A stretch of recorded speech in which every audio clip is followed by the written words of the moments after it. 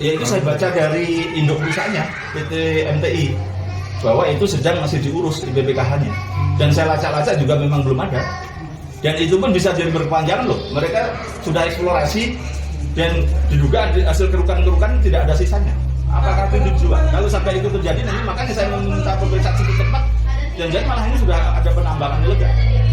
Bagaimana yang disampaikan tadi oleh Pak Bunyamin Saiman selesai melaksanakan gugatan eksepsi di Pengadilan Negeri Malang atas terjadinya penahanan Prianto bin Sanful, salah satu warga Desa Kerendan, akibat dilaporkan oleh sebuah tambang yang beroperasi di wilayah Desa Kerendan, yaitu PT NPR atau PT Nusa Persada Ses,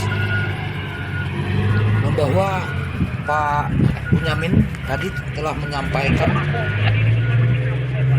diduga PT NPR melakukan penambangan ilegal atau karena belum memiliki izin BPKH.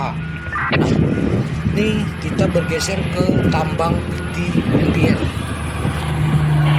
Apakah diperbolehkan kalau belum memiliki izin BPKH,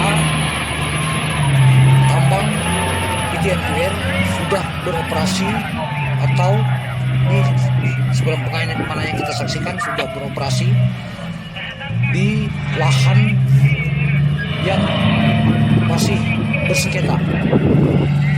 Nah, ini lokasi PT NPR dapat kita lihat bahwa beberapa alat berat yang sudah bekerja selama berbulan-bulan, dan ini ada hasil produksi ini yang hitam-hitam ini, batu baranya sudah dipanen atau digali atau diambil. Ini di sengketa lahan PT NPR dengan masyarakat Desa Kerendan dengan Prianto Sanful.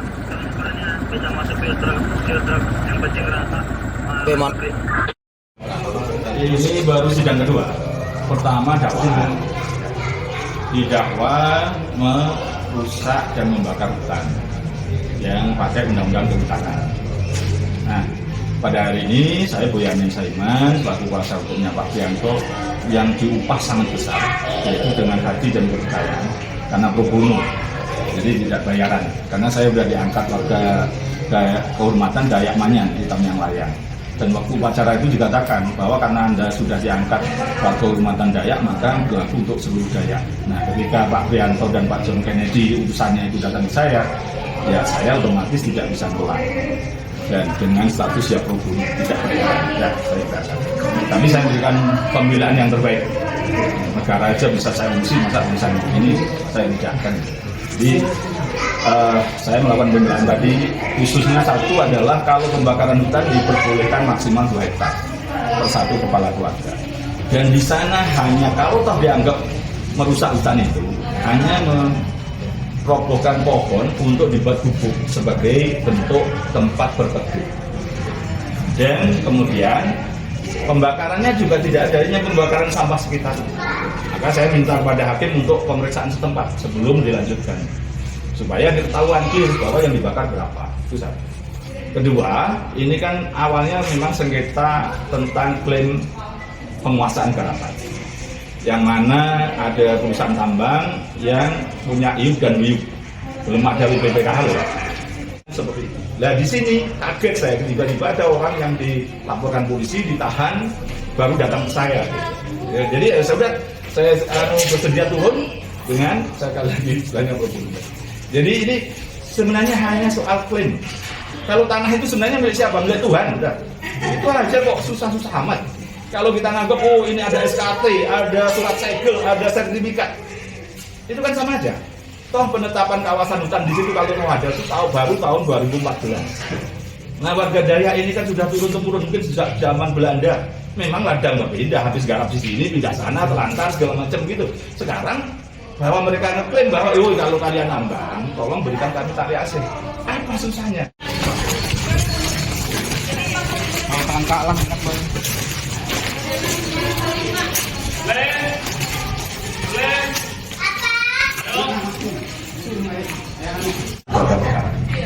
Dan nanti saya akan minta pada majelis hakim untuk dihadirkan saksi Kapolres ini, supaya jelas ini urusannya apa. Oke, ya. Harapan apa dari seksi yang tadi itu bagaimana? Ya diterima dan dikabulkan, dan Prianto tidak perlu menjalani penjara lagi. Dan kemudian mudah-mudahan dengan putusan itu nanti memaksa perusahaan tambang untuk mau menghormati mereka. Menghormati itu gampang kok, itu loh. Ini kan bukan soal minta dibeli tanahnya, bukan. Hanya kompensasi atau tali asih terhadap garapan yang selama ini digarap oleh nenek moyangnya. Mana buktinya? Ya memang semak belukar.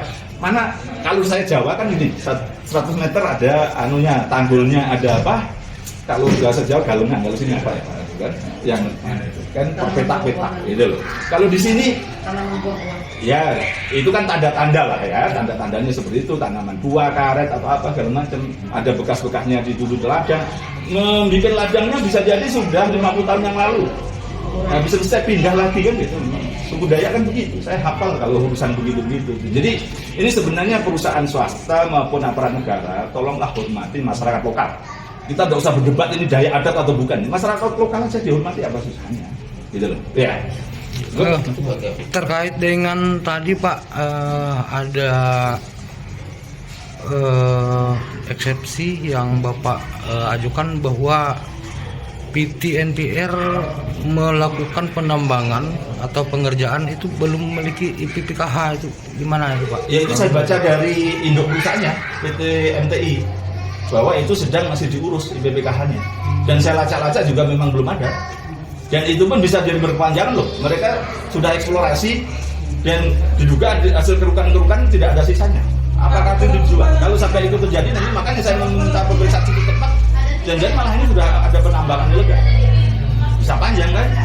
Saya belum menuduh ini ada penambangan ilegal, tapi mereka dasar adalah keterangan yang disampaikan kepada Bursa Efek di Jakarta. Karena induknya itu adalah PT TBK yang jualan saham di Bursa Efek, melaporkan masih sedang ngurus IPPKH. Nah, sementara foto-foto yang diberikan oleh istri Nopias dan juga yang lain itu sudah kelihatan ada pengerukan. Ya, betul. Dan tidak ada sisanya. Lalu kalau dikeruk dipindahkan sampingnya boleh aja, ini karena eksplorasi untuk ngecek isinya berapa. Tapi isinya ngecek itu ngekor-ngekor aja, tidak perlu menggali kan. Saya paham dunia tambang kayak begitu. Nah nanti kalau memang bisa kita buktikan di sana bersama hakim, tidak klaim saya aja, ada bukan penambangan, saya minta diproses sebagai penambangan ilegal atau penambangan yang belum berizin lengkap.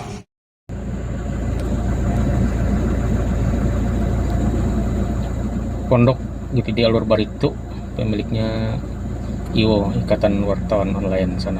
Pondoknya kelihatan atap sudah. Tumpukan batu, workshop Pama, tumpukan batu hitamnya. Nah ini batu yang belum digali, yang belum sudah timbul tapi belum dikeruk, diproduksi, dibawa ke room. Ini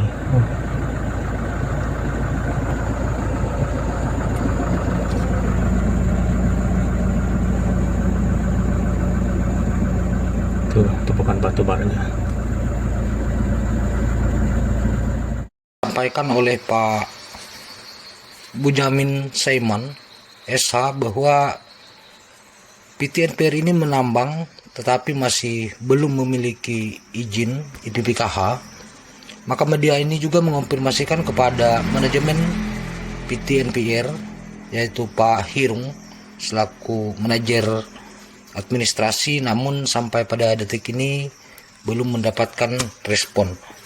Nah, adapun terkait dengan gugatan eksepsi oleh Pak Bunyamin, beliau memohon kepada Pak Hakim yang mulia, yaitu untuk selanjutnya dapat menghadirkan dari pihak kepolisian dan dapat melakukan pengecekan lapangan supaya kasus yang menimpa Pak Prianto Samsuri ini bisa berjalan nyata untuk keadilan.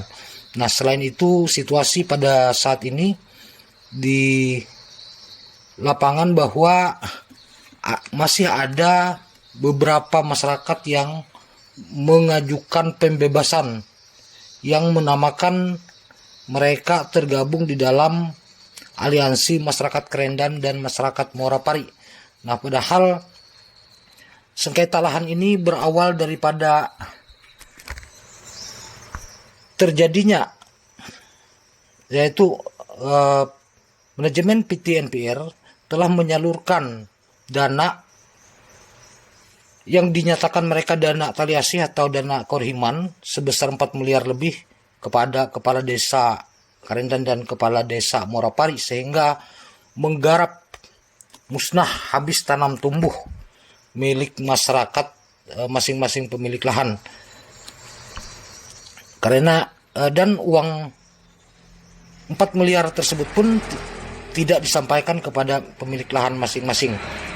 Nah, jadi Pak Soeman juga berharap kepada TNPR untuk tidak mencairkan kembali atas rencana pembebasan lahan untuk yang berikutnya. Demikian berita ini ditayangkan dari Kabupaten Barito Utara mengabarkan. Sampai